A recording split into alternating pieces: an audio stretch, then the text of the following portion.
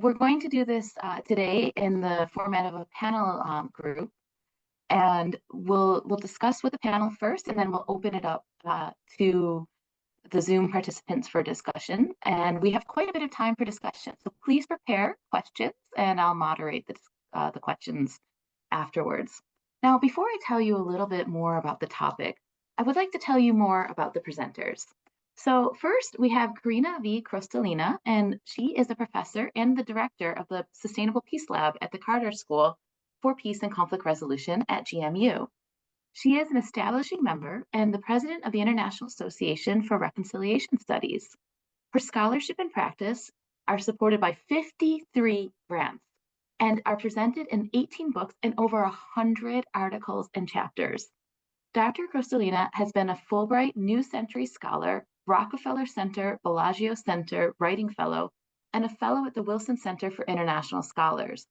She has also been awarded 12 residential fellowships in leading universities worldwide. Dr. Crostolina is deeply involved in the practice of conflict resolution and peace building, working with governments and local organizations in over 20 countries. She has a long record of establishing collaborations with international institutions and helped establish new programs in conflict analysis and resolution in 8 countries. Very excited to have you with us. Thank you, Karina. Thank you. And then we have Beltina Loshi, and she is a PhD candidate in conflict analysis and resolution at the Carter School at George Mason University, where she combines academic research with practitioner experience in international security, mediation, and open source investigations for human rights. She has led and contributed to projects with the Carter School, NATO, the IMF, and San Diego Foundation for Peace and Dialogue. Her forthcoming publications explore intergroup contact theory and digital accountability in conflict settings. We also have Eric Chinchin, who is a seasoned monitoring, evaluation, and accountability and learning specialist with over 15 years of experience. He currently serves as the meal coordinator for Catholic Relief Services in Benin, where he leads the countrywide meal strategy, performance tracking, and strategic learning for donor-funded initiatives like USAID, USDA, and the Global Fund. He served as the country investigator during the implementation of the contact theory research action that was led by the GMU research team. Eric holds dual master's degrees in econometrics and statistics from Toulouse I Capital University in France, and the applied statistics and economics from the University of Abomey and Calavi in Benin. And myself, I'm Mary Rose O'Brien, and I'm currently the Senior Technical Advisor for Justice and Peacebuilding at Catholic Relief Services, where I lead global strategy for justice and peacebuilding for CRS. And I've been working in this field for around 15 years with a focus on HDP nexus, interreligious cooperation, and conflict sensitivity. And on this topic, I've co-authored a paper on the determinants of positive intergroup interaction in Myanmar, and I'm also a proud Carter School alum. And so, on this topic, around 2.5 years ago, I was contacted by Karina to see if we would be interested at CRS to participate in their contact theory research. So, as you know, on this call, that contact theory was made famous by Alport, and it's one of the most influential theoretical ideas utilized in peace building and development programming. And it states that continued and enduring contact between antagonist groups can facilitate cooperation toward common goals and reduce intergroup prejudice. Now, as part of the GMU research, they wanted to work with programs to identify what works in contact-based projects and what could be improved. Now, this was really interesting to us at CRS because we believe very strongly in contact theory. At CRS, we have an approach that we call our 3 Bs. It's called the binding, bonding, and bridging. And for us, this is our fundamental social cohesion and peace building approach, where we believe that binding is intrapersonal healing, bridging is intra-group strengthening, and bonding, intergroup collaboration. And we integrate this in most of our programming. So we found that engaging with GMU on this was very much a natural fit for us, and that we had a lot that we could learn and improve in our programming. So now I want to pass it over to Karina, who's going to tell you more about the research methodology. Thank you. Thank you very much, Mary Rose, for organizing this event. We're really happy to have our alumni working with us, and it's such a pleasure to have you. So what we're talking about, it was 3-year grant, which we got from the State Department to improve efficiency and of contact-based programs and ability of practitioners around the world to make their contact-based program more effective and scale up these particular initiatives.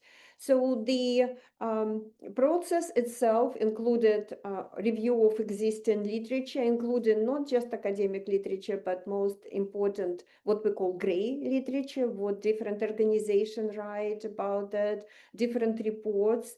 Then we engaged in a deep analysis of multiple projects, 35 projects, and Beltina also conducted 25 interviews with people around the globe who participate or led particular projects.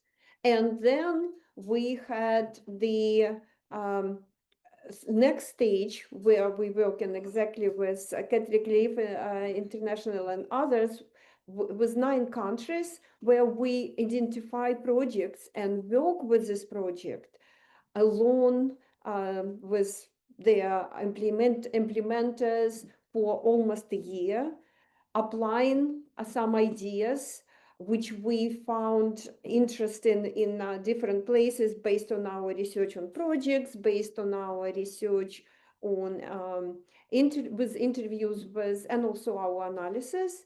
And we developed a lot of interesting tools, innovative tools, which were never applied before.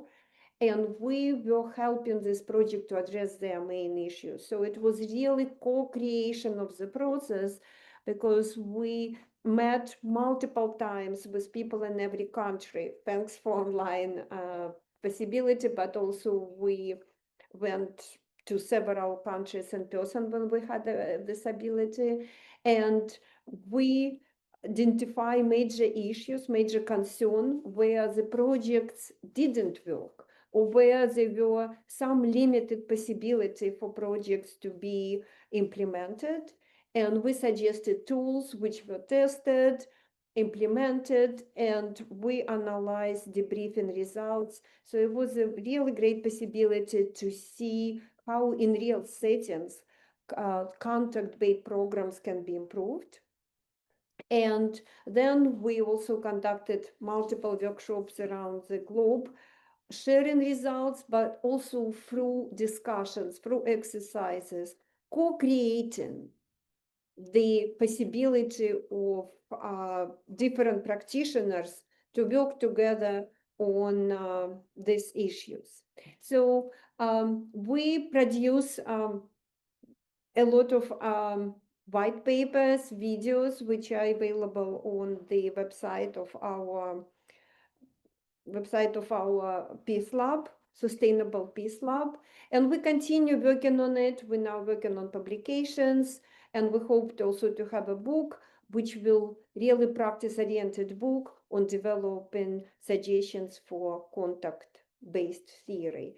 And we found through this research, I will speak more about funding, but what I really want to identify in the beginning of it, to give this framing, what was really important, that we found that while contact theory is widely known in academic circles, while it's the most often used practice of conflict resolution, we also found that practitioners very rarely think about implementing cutting-edge ideas about it. They don't know about research or don't know how to implement. We found a lot of interesting processes which facilitate a better engagement. We also found a lot of suggestions how to make this 4 major conditions better. And again, I will be happy to elaborate on it later, but just want to show that we were not just analyzing what is done, but we were bringing a lot of new knowledge into the field, and we basically developed the new integrated contact theory. Thank you very much, Marie Rose. Thank you so much for sharing with us about the background to your research and the methodologies. And I find that really interesting, especially your last point about how the practitioners really have been using kind of the old methods and the really didn't know about the research and cutting edge new ways of doing things. So I look forward to hearing more about that later. Eric, I was wondering, since this program was implemented in Benin, could you tell us a bit more about your experience and what the program did and the new methods that were introduced in your project? Sure, sure. Thank you, Marie Rose, for the opportunity to talk about this program. Um, before presenting the program, I want to present a little bit the context on which this program was implemented. We have, let's say, four major points, four major issues for which this program was developed. We have a political conflict where we have challenges relative to the electoral processes in Benin between 2016 and 2017. We have several political exclusions, increase in political conflicts. We have also the socio-economic exclusion, the lack of employment, the resource competition exacerbated by climate change, the radicalization of certain groups or something like that. We have also the closure of the borders following the ECOWAS ban, and as well as the government ban to export the raw products. We have also gender issues where we have low access to social care services, social services among IDPs and refugees. Women all age experience gender-based violence. And we have finally the agro-pastoral conflict, which is demonstrated by the limited natural resources access due to the impact of climate change. We have also the competition between social groups, farmers and herders to access and to control the resources. We have ineffective laws and policies and violent conflicts that leads to loss of property and loss of life. I mean to death, unfortunately. And to address these contrasts, we secured or we received $1 million funds from USAID P2P funds to implement a 2-year project called Kajogbe Fu Itunu. This project mean in French, let us live and stay in peace in work for peace in our communes or in our areas. That is the name of the project in local language that we call Inago. So the main goal of this project is this: communities in the commune of Parakou, Chauru, and Bante and Save achieved greater social cohesion and create a more peaceful environment. The project is pursued one strategic objective that is here: traditional political and religious leaders in communities, including youth, women, and marginalized groups, collaborate to improve inter-group trust and understanding and engage in mutually beneficial activities. To reach this strategic objective, three intermediate result was designed. The first is the local and regional traditional apply conflict prevention, mitigation, and advocacy skills. The second is this: youth, women, and marginalized groups in Parakou and Save engage in mutually beneficial activities to better integrate into their community's economic and social life. And finally, farmers and herders groups in high-risk areas of Charu and Bante are better equipped to peacefully manage natural resources.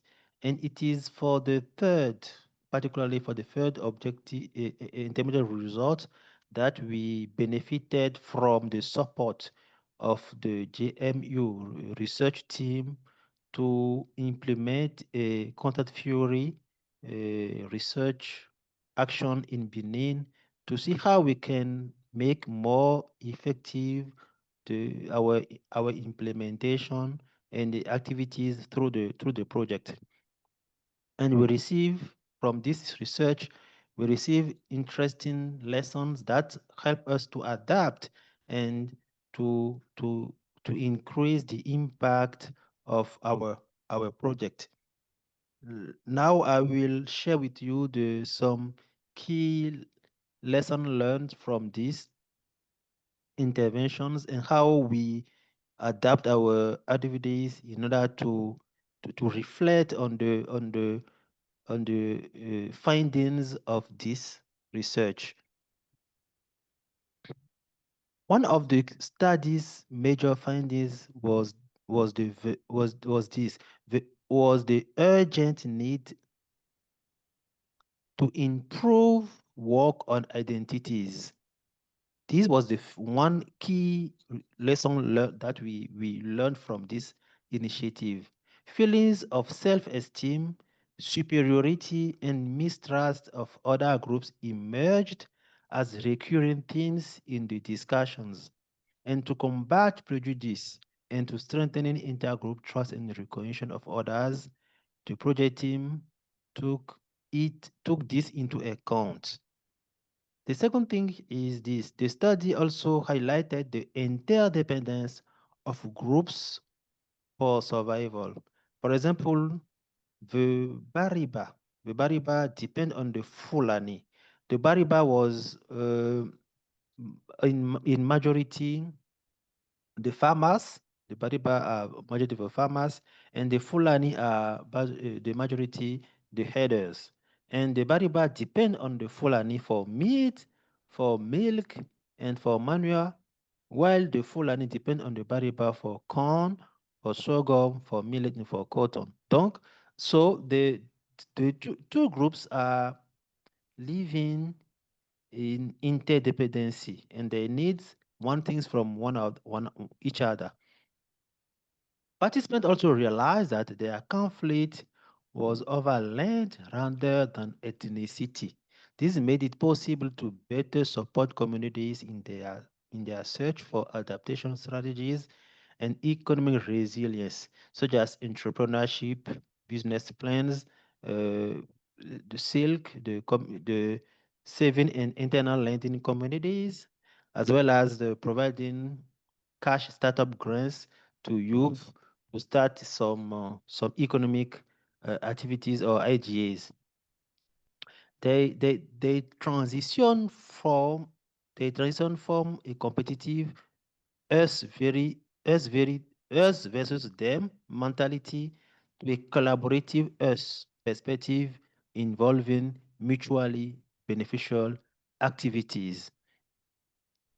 It also became apparent that groups of farmers and livestock breeders needed more opportunities for exchange and discussion facilitated by a third party.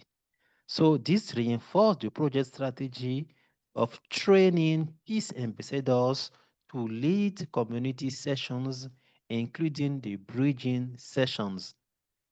And one possible solution is to use the nostalgic memory of good collaboration between farmers and herders to initiate collaboration in the search for solutions. In other words, they should imagine a new path together. And they probably want to be able to return on the way things were because the environment has changed, but they can establish new forms of engagement. And finally, this research action has been useful in more ways than one. It has enabled the team to gain new knowledge and tools to compare the 3B 4D approach with the one proposed by contact theory, and most importantly, made adaptation based on midterm information. This has allowed them to adjust implementation for greater impact. Thank you and over. Thank you so much, Eric, for sharing with us how the program was engaged in Benin and then also the impacts that it had. Beltina, I have heard that there was this, you had looked at 45 projects and that you yourself had done interviews with 25 different people. I was wondering if you could tell us a little bit more about the comparative findings of other locations. I also know that you engaged with our Senegal program for a while. So tell us a little bit more about the engagement with different locations, both CRS and non-CRS programs, and any other insights that you can give in your practical engagements with this research. Absolutely. Thank you so much, Mary Rose. So I will share some comparative findings between CRS projects in Benin, as Eric and Mary Rose just mentioned, but also I'll add on to Senegal and looking at how intergroup contact theory played out in practice. So, of course, both projects utilized intergroup contact theory to address conflict and improve relationships. So they both, in this case, employed a flexible method, which is what we used was action evaluation research, which involved adapting the process and tools that we came up with to fit the specific needs of each of our partners' contexts. As we have just heard from Eric, in Benin, for this project, the main focus was on identity work, as well as reframing the farmer-herder conflict. And I'll tie in with Eric a little bit here, but kind of give something a little more specific about the tools. So for example, through tools like identity mapping and gateway groups, it became clear eventually that one of the big issues here was about land and resource competition and not identity alone. So we, in this case, we leaned heavily on what we call deep work in small groups, which really means it really means to allow space, create and allow space for honest dialogue and reframing the story, like Eric mentioned, from a us versus them to a we collective. So then, more specifically, than in the Senegal case, on the other hand, the challenges were quite a bit different. So here, the legacy of trauma and mistrust from violence and displacement was really at the heart of it. Our intervention invested in trust building, in threat reduction, as well as trauma healing. Participants here, perhaps one of my favorite parts about the Senegal involvement was that participants define trust as things like keeping commitments or promises, showing consistency in one's behavior, as well as building solidarity through everyday practices, which they also defined as things like, their own rituals, for example, social gatherings, but even paying off one's debts was an example of that. So it was through these healing exercises that helped individuals process their own trauma, as well as collective trauma, and so then reconnect with their communities. So if we compare these two cases, for example, Benin was about identity and interdependence, recognizing, like Eric said, that farmers and herders actually rely on each other for survival. So therefore, Benin reframed the conflict. Whereas in the Senegal case was all about trauma and trust. So here there was a need to recognize that before we can cooperate, or before cooperation could happen, we really needed people to feel safe, supported, and heard. So therefore, Senegal was about rebuilding that broken trust. Thank you. Thank you so much. So before we open it up to questions from the audience, I am going to take my moderator's privilege. And I have so many questions. So I am going to ask one more round of questions to the panel. And Beltina, I'm going to start with you. So you spoke about, how the project was implemented in different areas and, how the project was flexible and how you were able to adapt for the different contexts and also the way for different perceptions and different organizations. But I also imagine that the way that each project was developed, they all had different theories of change. And the way that the theories of change were developed, those also kind of drove the projects, and they're also their own signature methodologies meant that you had to make some adaptations and affected the way you approached with your research. Or if it even didn't impact your approach, just in general, what would you say? What about the different styles of theories of change would you find that which ones were the most effective when it came to contact theory?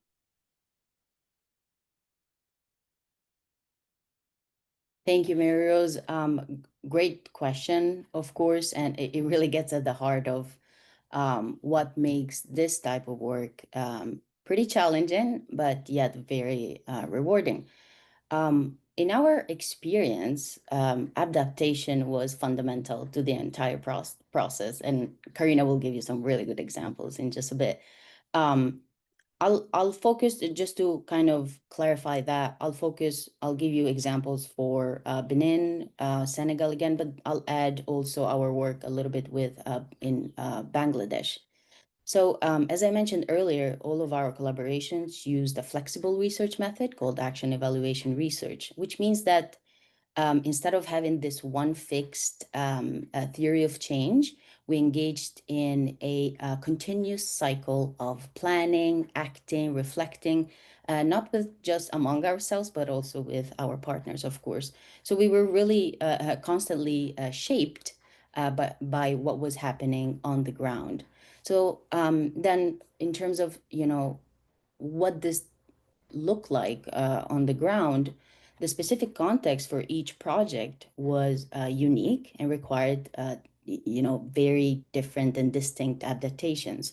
So, for example, in Benin, the focus was on horizontal conflict, meaning between different social groups. And in this case, it was between farmers and herders, as we heard from Eric. Whereas in Senegal, the project was focused more on the aftermath of conflict and trauma. Here we focus, like I said, on trust building, threat reduction, and trauma healing for a wide range of participants, which primarily included victims and former paramilitary. In yet another project in Bangladesh, like I mentioned, we focused instead on vertical contact, which is contact between, say, government or authorities and the community, and the relationship between in Bangladesh between the community and government officials and police. In here in Bangladesh, we found that there was a significant power asymmetry between these groups, which in this case we had to adapt our approach even further. So, for example, we learned that having community members and officials in the same room from the start was not really, as effective because community members, they really felt uncomfortable speaking freely, which, makes sense. So then we adapted by um, deliberately separating discussions with community members from those that we had with government officials and police to make sure that people could, speak more openly. This project in Bangladesh also actually highlighted something critical, meaning that we learned that even when support systems existed, in this case for community members, say, many in the community lack the awareness or the skills to access them effectively. In this particular case, it was about if I recall correctly, it was legal skills and digital literacy. So of course, these differences in our approach impacted the outcomes, and the most successful theories of change were flexible and able to adapt continuously. I think that if I can add, perhaps the most effective tool that I feel we found here was perspective-taking exercises. I think that these really allow people to step into each other's shoes, so to speak, and understand the different viewpoints and perspectives that exist within their community, within their groups, which was then critical for building empathy and reducing biases. Ultimately, I'll just close by saying that building trust, I think it was, you know, a common thread among these three projects, for example, but overall, in the context of your project, is that building trust is an ongoing process. And so, you know, it was important that, of course, we intervened and supported those efforts, but it does require continuous engagement and follow-up.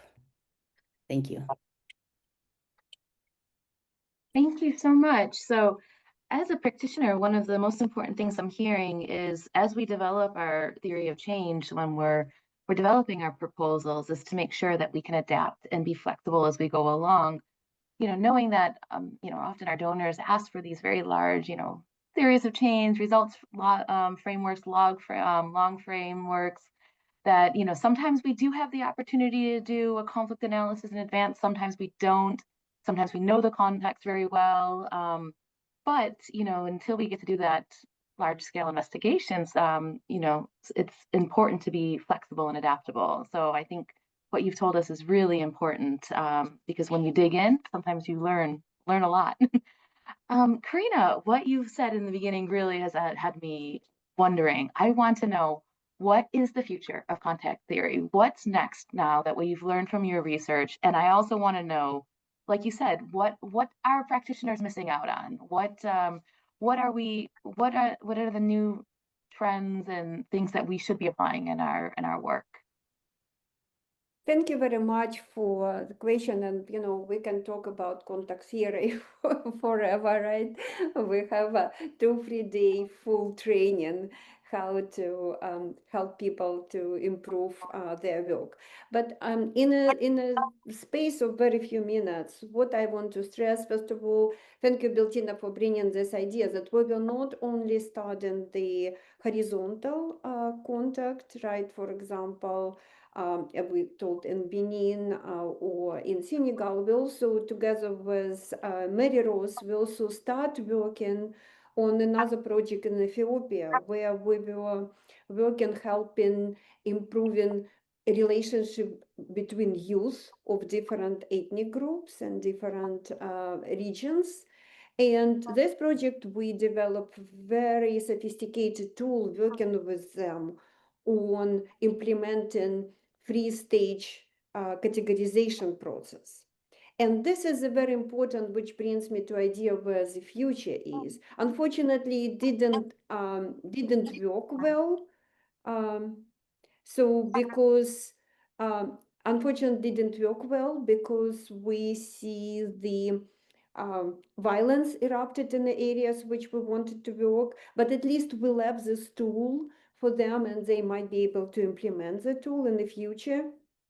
So this is one of the examples where we usually believe in contact theory that we bring people together and they develop friendships and then they go and prove their relationships. And this is usual expectations.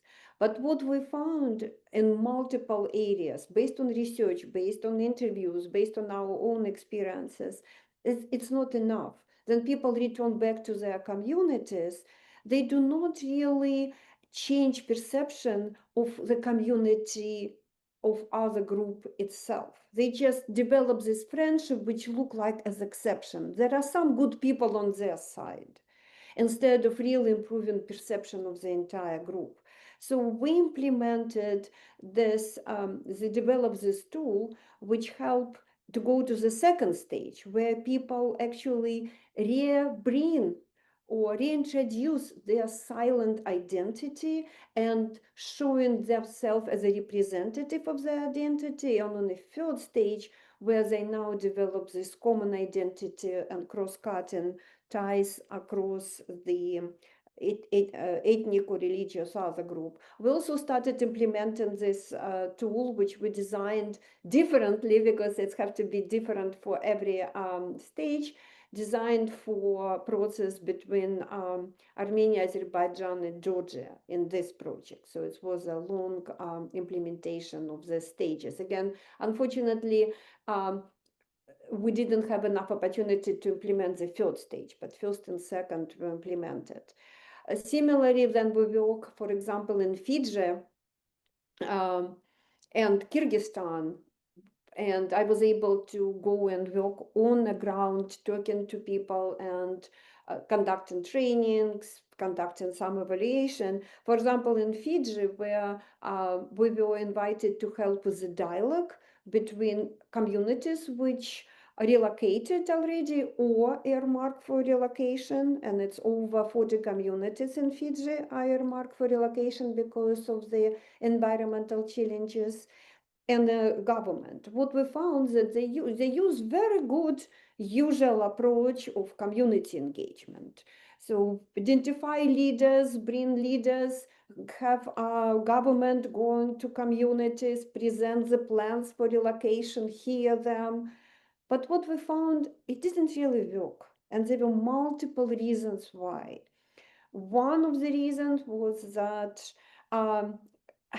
the community leaders culturally were mostly older males who really care about their community, but they didn't realize how the needs of other people were not represented in their vision. So then they designed relocation centers, for example, were no any mean to help with women health issues, or there were no help for people with disabilities.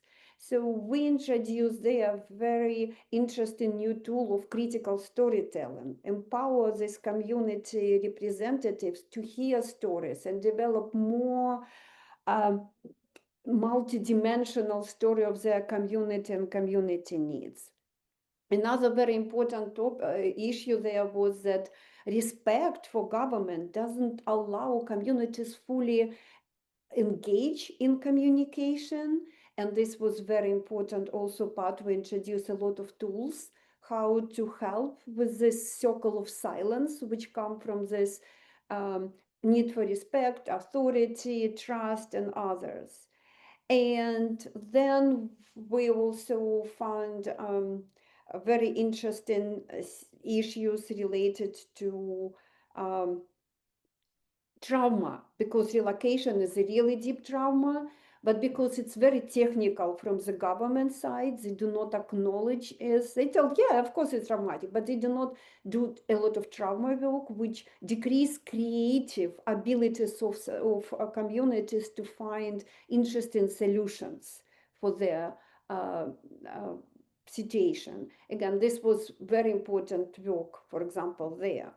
And what we found, first of all, contact theory was not addressing at all, and we brought it in multiple projects, these interrelations between three processes, as Beltina already told, that's a trust building, trauma healing. For example, in Senegal, we interviewed people who went through a long process of trauma healing and asked them, what did actually work for you? And we found very unusual, very interesting results about self-esteem, about learning communication skills and others, which we ignore thinking about trauma healing. Trauma healing and also threat reduction. We do not talk about threat reduction, but we found it was a very important part, and they pre-interrelated. So we designed a lot of tools and best practices how to address these three processes. We also found that even people know about four main conditions of contact theory. It's support for authority, collaboration and common goals, pleasant contact, and oh my gosh, what I'm missing. The key, right? The developing of common we. So we found that people do not They know these conditions, but really address how to actually make this condition function really, how we can make support for authority more effective, how we can actually move from common we to collaboration and common goals and all of this. So we again were able to develop, design, and also have a lot of suggestions. And through trainings which we had in multiple countries, we really found a lot of very interesting new practices. First of all, it was really great pleasure to work with practitioners, for example, in Peru, in Nepal, in Armenia, in Kyrgyzstan, in Fiji, working with them, and in Ukraine, providing them ideas of what works, but also learning from them. And what was really impressive for us, then these people who, like Eric, who worked for forever in their field, right? They are very, very seasoned practitioners and so on. They still were coming to us with their eyes open to, wow, we never thought about it. We never had these ideas. But at the same time, they share it through exercises, so many new insights, what works, what doesn't work. So we have now a huge set of best practices, best lessons learned. We designed a lot of new tools, which we believe would be very useful for people around the globe who want to implement these ideas, and we're very open for collaboration, very open for supporting multiple projects. The latest where I was, it's not one within this project, State Department was different, but showing exactly how we move from project to project. I recently had a project in Cyprus. We continue this work, and in June, I went and conducted multiple workshops, how to improve contact theory, how to make it scale up, how to make it more efficient, multiple projects across the communities in divided Cyprus. Thank you. Thank you so much. I have so many more questions I want to ask you. And I really appreciated one of the things that you mentioned about how, these programs introduce people, but then they go back to their own community and it's like those exceptions. And that's something we face as practitioners because our projects often have end dates and we don't know how to sustain those connections after our programs end. And that's something I think that deserves a lot of conversation. But I don't want to monopolize the conversation, and I know that our audience must have a lot of questions.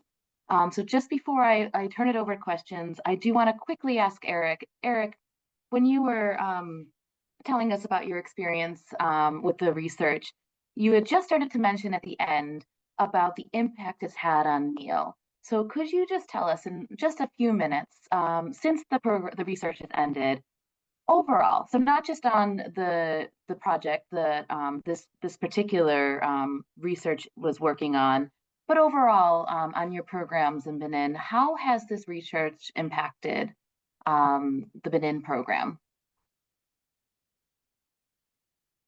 Oh, thank you, Mary Rose. But unfortunately, the Benin program was severely hit by the new orientation of the U.S. administration, and all our USAID funded project was terminated, and we do not have any outstanding project on which we could implement, let's say, these kind of initiatives. However, we keep it in mind and we well document this lesson learned in our CRS SharePoint. And if we have opportunity to develop a new project in the social cohesion sector, we will surely start from these lesson learned and design accordingly in order to learn from that. So what I can share with you as an update currently. Over. Thank you, Eric. I know it's very unfortunate that all of these good works have been put to a halt at the moment, but I'm glad to hear that it will have an influence, though, on future programming, future program proposals, and the way that we do design our programs coming forward. So we have 11 minutes. I want to provide an opportunity for people in the audience to ask questions. I don't see anything in the chat as of yet, but if anyone wants to raise their hand to ask a question, Malika, please go ahead. And then after that, I will read Kate's question. Yeah, thank you so much, Maria Rosa, and thank you, really, thanks a lot to our panelists for sharing their experience, their insights, from the theoretical and from the practitioner's points of view. So I also wanted, Maria Rosa, ask that particular question that you raised right now, and I think Eric very well, he answered already. Like my question was about the USAID dismantling since USAID is not there. So what is next? What's going to happen with that project? But I understand that there is no funding, no other opportunities to implement and to keep implementing and improving these projects, unfortunately. My question is to Beltina. Beltina, you also very well pointed out about the necessity to continuously work because this trauma healing and trust, it requires continuous engagement and work. So I'm wondering, with with the current situation, with the funds cutting, with dismantling of the biggest donors organization, what do you think?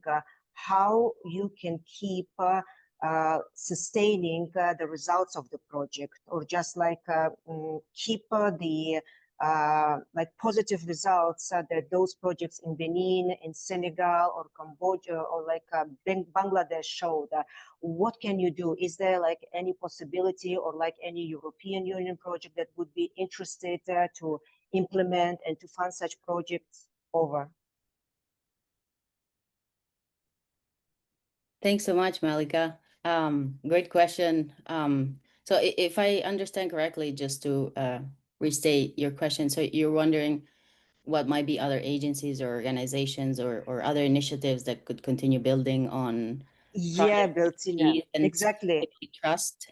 So yeah, is it some donors entity that could help you, which would chime in, just support in keeping the wonderful work you have done?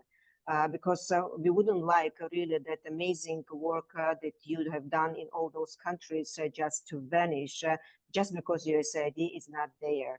Maybe some local government or this central government would be interested in these countries to sustain those results and keep working on that, or some donors agency would be interested to chime in.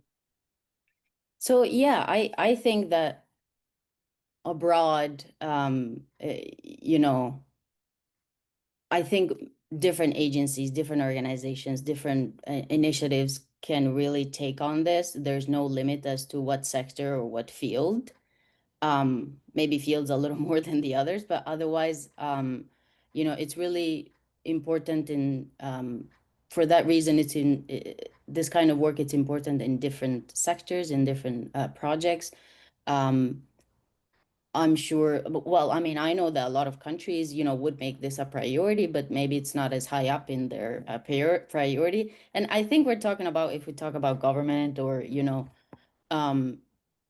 these official channels, I think it's one thing. But then if we talk about more, for example, how can trust building initiatives and the work and commitments continue beyond these formal, which, are needed, right? We need the money to be doing the work. But at the same time, some things don't have a cost to it, meaning that, for example, the tools and mechanisms that we introduced in some of our projects, in a way, they should continue, because I think that in some cases we did not create you know, things out of thin air, but it was a matter of talking about flexibility and adaptability. It's about supporting what's already there and just tweaking what already people do. And in terms of trust building, it's really, you have to look at relationships. You have to look at how Karina said, you know, you have to see like in the Fiji example that she said, you know, they really do this quite well in terms of, you know, mechanisms and project management, but then we're missing the flesh, right? We're missing the flavor. And so we need to really be looking at these things. And I know that, you know, interest in this area varies widely across different contexts. But I think that all of our partners, you know, is not that, like I like to correct people when people say we give them voices. No, we don't give them voices. We support what people already do within the context. So they really can continue building on that. And I'm sure they will come up with more ideas. And just to add, the Sustainable Peace Lab is exactly where we work right now. I have a lot of students interest, and I have a lot of postdocs. We have a lot of visiting scholars. Hope Mary Rose will join us. So we working actually to utilize, to develop it into a more systemic way, to bring knowledge of others, to populate what we already know. But we also have a lot of, like, I work specifically on developing a lot of very specific tools to address issues which are completely innovative, completely new. And I really hope that there will be some donors and some possibilities who can work with our lab to support students who work with the lab. So we're happy to use these tools and help people with, like, for some nominal support, right, which will go to the students to utilize these tools and utilize these approaches.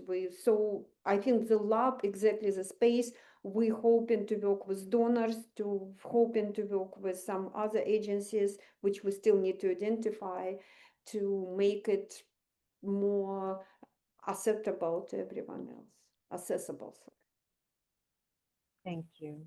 And I'd Just also, for your information, I'm sorry, Mary Rosa, for interrupting you. Just for information, since USAID was integrated within the Department of State, and in some countries it still exists, because in Central Asia region, where 5 countries that in the past had USAID office, USAID mission, currently USAID only represented in the Republic of Tajikistan.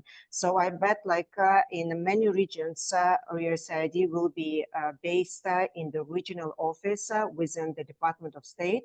So I hope, and many people who work for USAID, they still hope that it will come back. It will be a little bit different, modified, maybe with a little bit different roles and agenda, but still it will come back. And just for information, sorry that I was talking a lot about USAID. I also worked for USAID in the past for 12 years, for USAID Central Asia, for USAID Tajikistan, and like briefly for USAID Afghanistan. So that's why, like when Eric was talking and sharing his experience, I know a lot of projects because they're very similar in the different parts of the world. Over. thank you, Malika. And I just wanted to also say, from a CRS perspective, you know, just because we don't have peace building standalone projects, that doesn't mean that peace building is gone. We firmly believe in integrating social cohesion into all of our programming. It has been a platform that we've had for several years now. We do, and if I have a moment, I'll try to put some resources in the chat. But we do have an integration platform where we have been integrating social cohesion into food security programs, humanitarian development initiatives, into, as Eric was mentioning, into the resource committees. So there's a lot of ways where we can integrate this, what we've learned from contact theory, and bring it into development and humanitarian work without having those standalone peace building programs. So not all is lost. Unfortunately, we only have 2 minutes left, so I will quickly ask if maybe Karina or Beltina, do you want to take this question about perspective taking exercises without direct intervention? What question? is from Kate, and she wants to know, do you have any recommendations or insight about how you could do perspective taking exercises or other ways that you might be able to continue without direct intervention?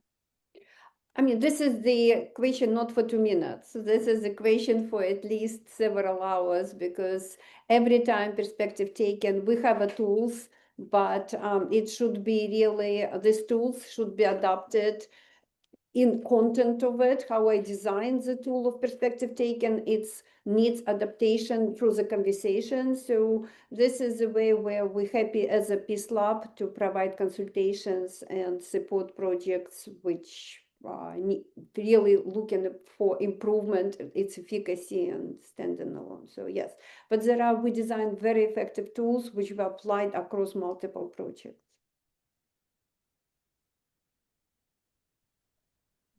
Thank you. There's just not enough time in 1 hour, and I'm really sorry, Anne, that we don't have enough time to get your question about local partner follow-up, because we are now just 1 minute away from the hour. And I want to thank our panel for joining us and for all of your wisdom, and just so interesting. I mean, this is really the foundation of peace building contact theory. So I can't wait to see the publications that come from this and to be more engaged. So thank you, Karina, Valentina, and Eric for being here with us. And then a big thank you to our audience as well for joining us and for your questions. And thank you, Mary Rose, for supporting us in this. It was invaluable for us to have partnered like you and some other organizations. And you were the biggest partner for this 3 projects. And I just revealed that Mary Rose, when we asked her, she came like with a list of like 15 projects, right? Which we had to actually discuss with State Department, and they selected 3. But they were really happy to work with us, and we hope that, as she told, there were different ways, critically rethinking how we can use contact theory in development, in security issues, and others which are still very important. We were so grateful for the collaboration, and we've learned, as you can tell, we've learned so much, and it's things that we can still bring forward, even though we don't have those peace building programs, they still will be used at CRS. Okay, thank you. Thank you very much. Thank you. Thank you all participants.